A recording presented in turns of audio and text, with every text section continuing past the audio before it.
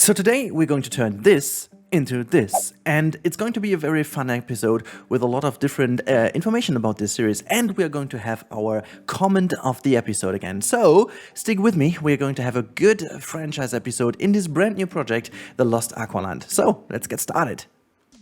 Alright, we are here in the Lost Aqualand, and today it's the first real episode. In case you have no idea what this series is about, this is a very brief, introduction to the project. This is going to be a franchise project. That means we're going to play with all the management issues that occur in Planet Zoo. We are also going to play with everything turned on, like welfare and stuff, obviously.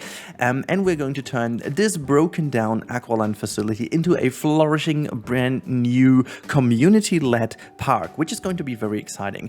We are also going to try to make it 100% welfare focused. That means all of our new habitats are going to be relatively spacious and also relatively modern in terms of how they're laid out, but we're going to focus on a relatively scrapped down, like a classic kind of park style. So if you guys are interested, stick with me. We are going to have some fun in this series. And today we are actually starting with the African penguin. This is what you guys have actually voted for, and in order to do so, I will change the series a little bit. So what we're going to do, I'm always going to give you an idea what we're doing. We are going to start with a couple of little things, then I will include either a cut or a little speed build so you guys can see how this all is going to change up, and then we see each other again in the real-time part to do the management things. So I really want to stick to that. I hope I can hold this out as long as possible, because it really, the episodes get way too long if I do it all in real time. I know that you guys are really fans of the real-time part, so I'm going to include them,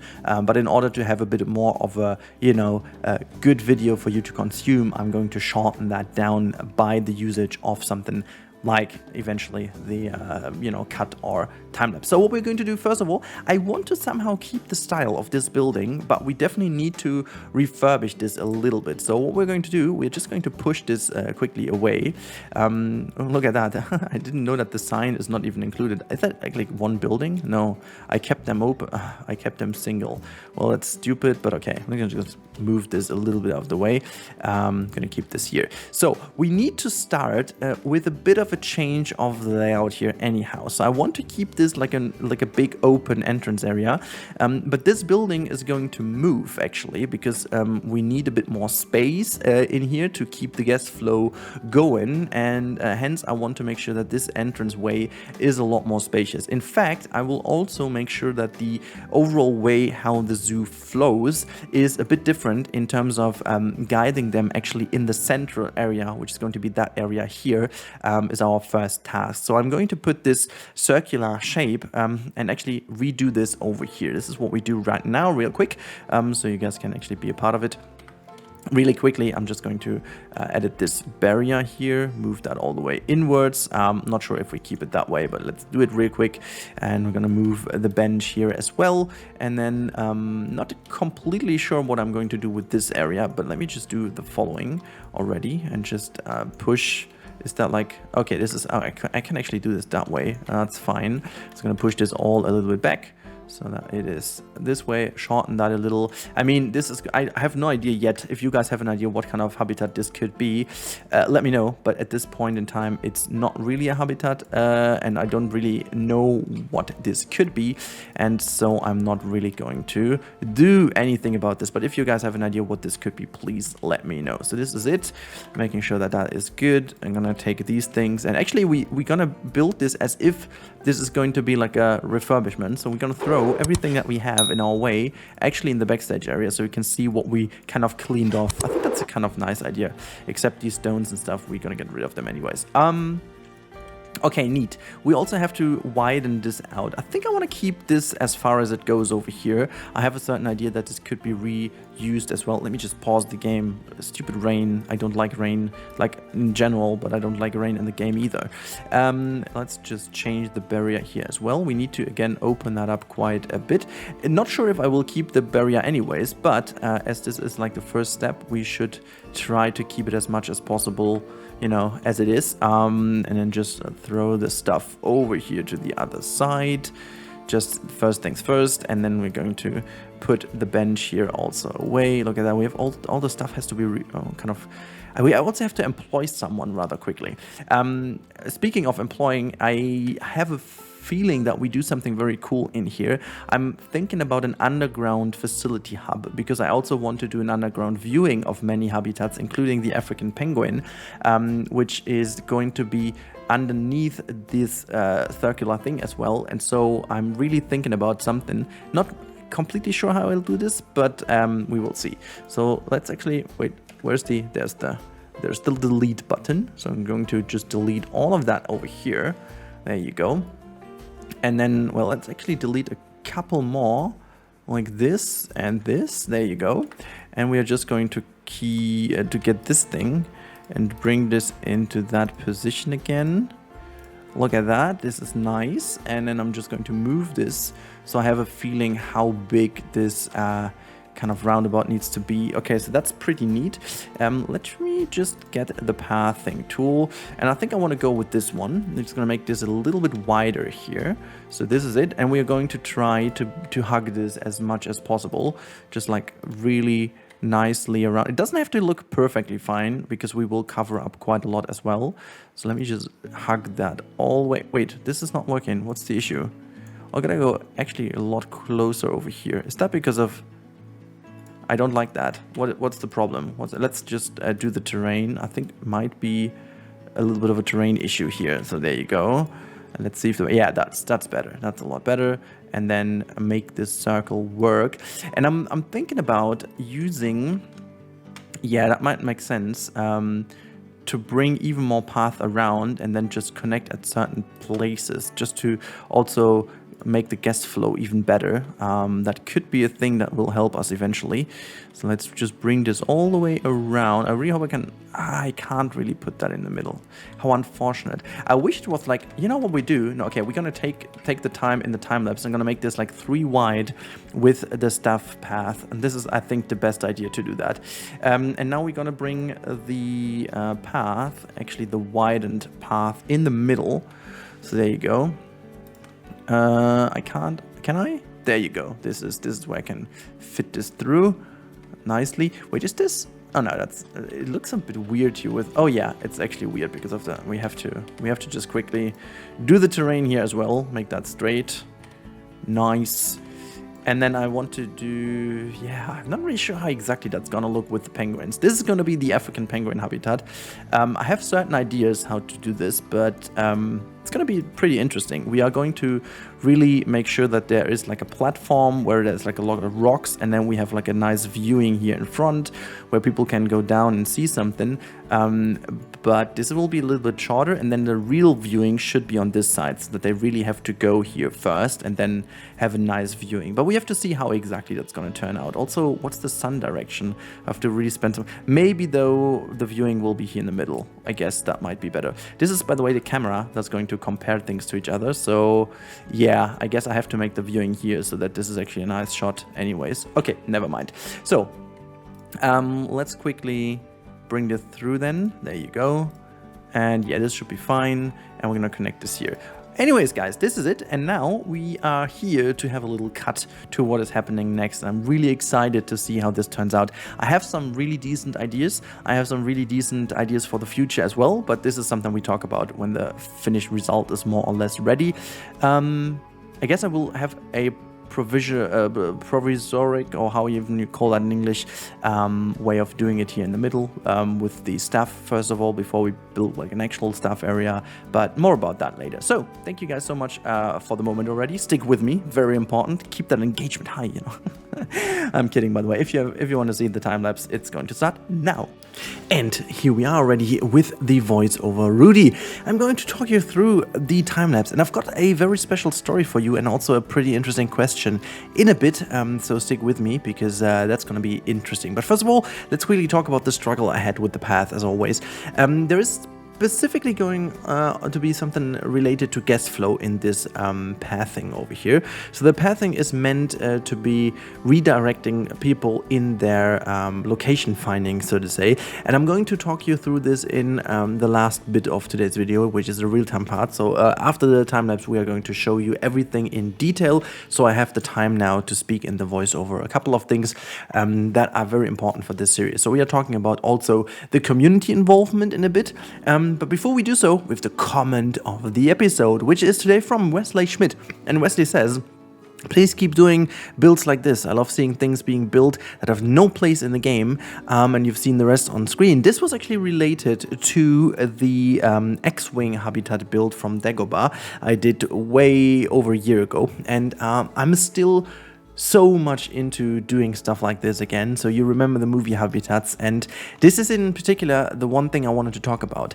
It's pretty emotional, so please leave me some feedback in the comments how you think about this. But see, the point is I'm doing YouTube as a hobby, and doing this as a hobby is on one hand very nice because the pressure is pretty low. I can do mostly what I want, but on the other hand, there's a little bit of how to put that in words? There's a bit of an excitement in me, and also the sheer will that I want to succeed in a way, and also to reach my goals, which this year is reach 100k subscribers, which in fact I'm not really sure if we can even reach that, but I'm working hard for that. And this is essentially the point. These habitats, like the movie habitats, they take a ton of time in comparison to anything else, and you really have to free yourself from anything else. Like if I would go and build a movie habitat, that mostly means 2 to 3 weeks that I have no time to make any other content. I know that I could just do that and say, you know what, scrap that, I'm just doing it because I want it. But then again, it has a little bit of an impact on the channel because YouTube just doesn't like it, and it's weird, you know. You're basically forced by the algorithm to do something else, which, you know, normally I shouldn't. And so I mostly plan this ahead in terms of pre-recording some stuff so that there are some episodes for like 2 weeks, for example, pre-scheduled, and then I can focus with a wonderful audiobook and do my stuff. By the way, little question, do you also listen to audiobooks while doing stuff? Like I can really do this. I won't say I'm multitasking, but I can do this. I can listen to an audiobook, mostly some that I have listened to already, and then build. Do you actually do this? And if so, are you having any good tips for an audiobook? That would be really helpful, to be honest, because I keep listening to the same all over again. Anyways, as I said, it's very emotional because I have so many ideas for movie habitats, but just to give you a relation, the preparation for this zoo over here was already pretty long. I think I spent 20 hours in total for like the research and reference images and making this park in a way it is, because I needed to gain the money first, you know, put a franchise up that keeps running, gets the money in, then delete everything, build this map, and you know, it took quite some 20 hours. However, a movie habitat is going somewhere between 30 and 60 hours per build, and it results in a 15 to 20 minute video for you. So obviously you want to kind of blow it up in a way that, you know, this makes up for like all the stuff that you wouldn't do in between. And most of the videos did insanely well. Lately they didn't do that well because I chose to go with the movies that are not like extremely well known. Like it's always easy if you go with Star Wars, for example, or Lord of the Rings, because that's like a no-brainer. You've got so many people. But then again, I also made one for Raya, the Disney movie that I like quite a bit, but it never got the popularity of any other Disney movie simply because it was the one pandemic movie that was released on Disney Plus in a way that, you know, it doesn't matter. I liked it. I don't know how you guys like it, but I really like Raya in a way that it was definitely not my favorite Disney movie, but it was also by far not the worst I've ever seen. So really good one. But I do love to build one again in the future. So I'm building up at the moment. I'm trying to come up with some, you know, strategies to build some stuff ahead of time and then go further into making another movie habitat again. So don't you worry. And I found it very nice to use Wesley's comment to tack on that topic quickly. So yeah, if you guys have a movie or something that you want me to do, please let me know in the comments down below. I won't promise anything, but I have some things in mind, and maybe you guys are mentioning that, so we can match this. That would be really awesome. But yeah, in the future, I'm definitely going to focus on that. Or maybe even trying to do this with another game, maybe with Prehistoric Kingdom. You know, it's not like exclusive to Planet Zoo, because the concept kind of works also in Planet Coaster and stuff. Speaking of which, Planet Coaster, what a nice segue. I also have another topic I wanted to talk about, and I like the fact that we can use franchise again to do stuff like this.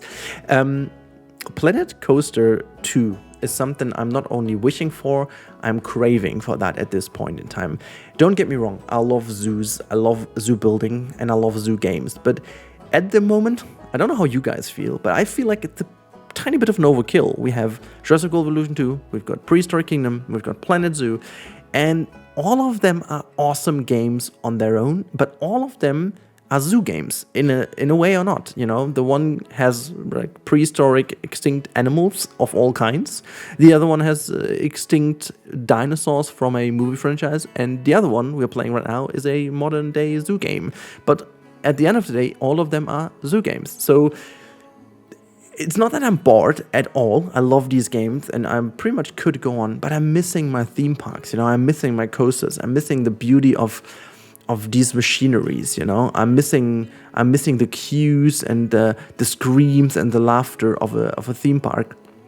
And I'm missing the chance that what a modern day game with this engine, with like weather effects and stuff, could offer us for a Planet Coaster game. I'm really craving, and you know, reading between the lines concerning Frontier, I have hopes that maybe 2022 is going to be the year. I mean, if Frontier is doing the same as always, we will know more in April, because that is about the time where they would announce a game if it's going to be released later this year, just as Planet Zoo. I think Planet Zoo was announced late March of 2019 or even beginning of April, not entirely sure, and then the release was about November. So that's mostly how Frontier does it. I think it was pretty much the same with Jurassic World and Jurassic World Evolution 2. So I just hope that they follow the same pattern, so we will know. And I wouldn't mind actually to have another beta kind of phase again, because that would match with Gamescom, and we can still hope that potentially this year we see another actual live Gamescom again. That would be more than impressive and great, and I'm just like, even though I'm invited or not, I will be there to witness Planet Coaster 2 if it is going to be a reality. And if not, I'm still hoping that it's going to be planned for next year. Anyways, I think it's still very important to mention that this time around, the transition wouldn't be like it was previously. I think I wouldn't go fully into Planet Coaster 2 and leave Planet Zoo behind, just as I left Planet Coaster behind, simply because Planet Zoo will most likely be still in development. As you can see right now, they are still going on with DLCs and stuff, and Planet Coaster wasn't, and so I think I still kept on going quite long in relation to the, well, actuality of the game. But yeah, so it ended up being a problem now. I will make another video about the fact why I'm not playing Planet Coaster again. I tried a ton of times, I can't tell you how often, but it just won't work out for me. But I'm going to talk about this in another video, so if you guys are interested in that, please also consider subscribing, because that helps you finding out if there's a new video or not on this insanely filled timeline of yours, in which I always try to find my space in. So yeah, speaking of space, let's check out the space in real time, shall we? Because we're at the end of the time lapse. So let's jump over to the real time Rudi. That's kind of cool. RTR, the real time Rudi. Anyways, let's jump over to him and see what he has got in store for you. Alright, and so here is the real-time Rudi again, RTR. We can actually have something like that again as an emote or whatever. I like this abbreviation. I don't know, if you guys can come up with something creative as well, let me know if you have anything. But before we actually check out everything in detail, there is some very mandatory stuff I have to do, because I used some community builds already over here, and that is actually this stuff over here from Chris Hewitt, who sent me the stuff on via my email address. So if you guys want to do this, you don't want to do it on Gilded or whatnot, you can send this to Rudi.Rencamel at googlemail.com. It's enough to drop down some of the Steam links, and I'm going to include them in here.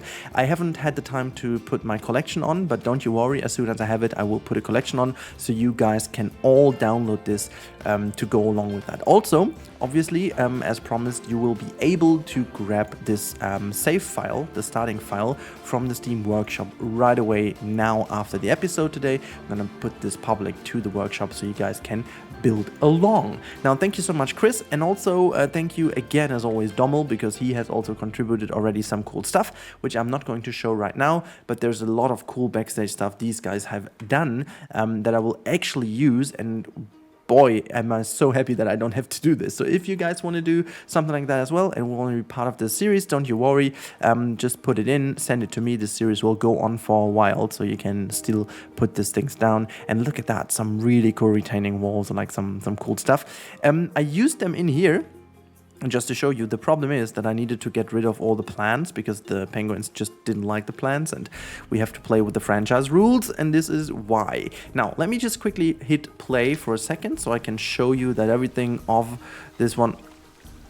excuse me?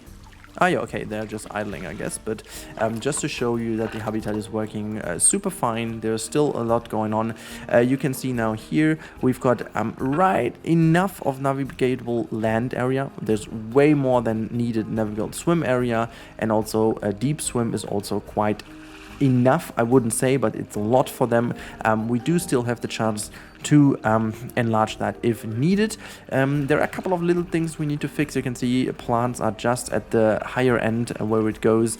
The enrichment is kind of good at this point, and everything else is nice as well. I think I can actually go in and improve the habitat needs and stuff. Let me just quickly pause the game because I want to keep the lighting good, and I think we can go to food quality too, so now I'm more happy. And you know what I can also do while we are speaking, I can actually go and check the animals, and look at that, we get some more female ones. Let's grab this one and that one too. I don't really care about the immunity too much, to be honest. And I'm also going to check for some more males. Wait, we can actually get rid of both. And then, oh, look at that, some gold ones. Are we going to spend that much on the penguins?